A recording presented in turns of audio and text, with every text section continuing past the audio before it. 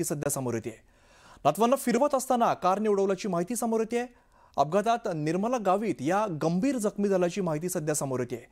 नेमका अपघात कसा झाला या संदर्भातली माहिती घ्यावी लागेल किंवा नाशिकमधील सध्या खाजगी रुग्णालयात त्यांच्यावरती उपचार सुरू आहेत। अतिदक्षता विभागात त्यांच्यावरती सध्या उपचार सुरू असल्याची माहिती समोर येते। लक्ष्मण गाठोड आमचे प्रतिनिधी आपल्याला या संदर्भातली अधिकची माहिती देतात।